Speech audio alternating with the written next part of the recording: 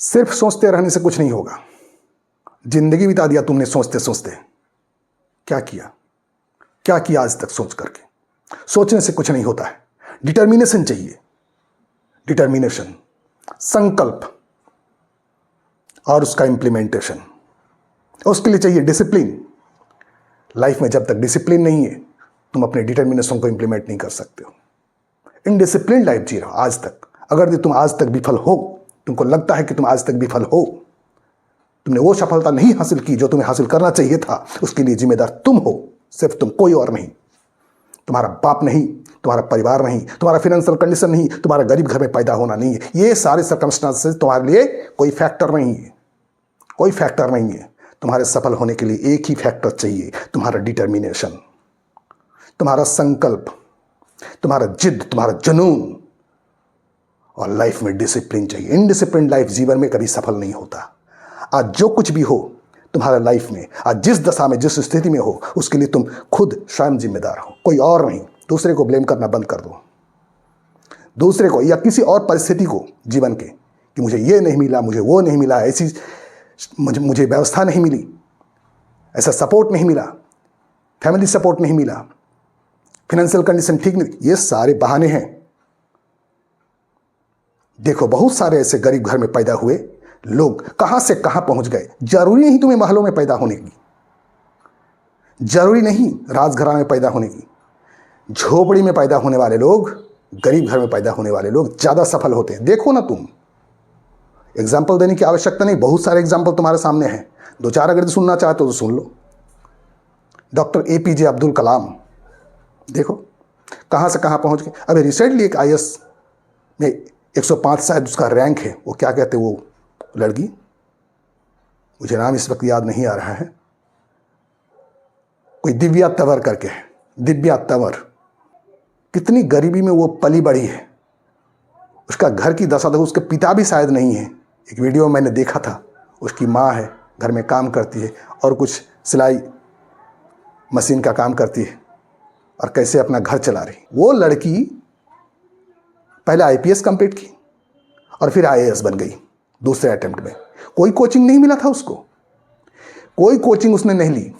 वो तो बाद में सेकंड अटेम्प्ट जब IAS की तैयारी कर रही थी तब शायद कोई कोचिंग सेंटर विकास दिव्यकृति सर के कांटेक्ट में आए और थोड़ा सा वहाँ से कुछ शायद कोचिंग वोचिंग मिला होगा, कुछ मोटिवेशन मिला होगा। लेकिन पहली बार जब उसने कंप्लीट किया IPS, सिविल सर्विस से कंप्लीट किया, IPS बनी वो, तब तक उसको कोई कोचिंग नहीं मिला था जहाँ तक मेरी जानकारी है।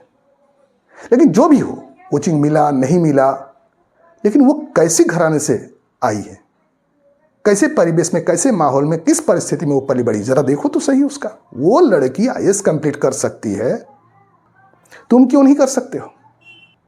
तुम भी कर सकते हो। बहुत सारे उदाहरण हैं, कितने उदाहरण दूं, तुम देखना ढूंढ करके। आज अगर जी तुम मोदी की ही बात करो, मैं मोदी की बात कर रहा हूं, ये मतलब, इसका मतलब ये मत समझना कि मैं उनका अंधा भक्त हूं या ऐसा, ऐसा कुछ नहीं है। कहां से शुरू करके कहां पहुंचा, जरा देखो तो उनको, देखो उनको, उनकी सफलता।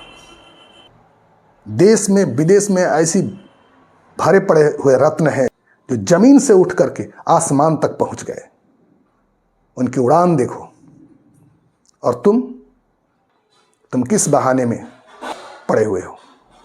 अपनी गरीबी का रोना रो रहे हो, अपनी कमजोरी का रोना रो रहे हो। ये तुम्हारे बहाने हैं, तुम्हारे मन के बहाने हैं। तुम करना नहीं चाहते हो, सोचते हो, कल्पना करते हो।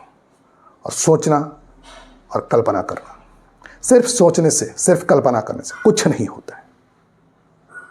कुछ करने से कुछ होता है। याद रखना, जीवन में अगर ट्रांसफॉर्मेशन चाहिए तो तुम्हें आज अभी इस वक्त निर्णय करना होगा, दृढ़ संकल्प करना होगा और उस पथ पर चलना होगा। और तब तक चलोगे जब तक तुम्हें मंजिल ना मिल जाए, जब तक तुम्हें कामयाबी ना मिल जाए, तब तक नहीं रुकोगे। बहुत सारी सैक्रिफाइसेस करने पड़ेंगे, बहुत सारा त्याग तुम्हें देना पड़ेगा जीवन में। बिना त्याग का जीवन में किसी ने कुछ भी हासिल नहीं किया, वो संभव भी नहीं है। त्यागना पड़ेगा, नींद त्यागना पड़ेगा। इसका मतलब ये नहीं कि बिल्कुल सोए ही मत। 6 घंटा नींद काफ़ी है दिन भर का। 2 घंटे टाइम बहुत सारी साफ सफाई के लिए, खाने पीने के लिए, ये सब काफ़ी है। 8 घंटा चला गया। 16 घंटे तुम्हारे पास है। 16 घंटे तुम्हारे पास हैं। इस 16 घंटे में तुम पूरी जीवन को बदल सकते हो।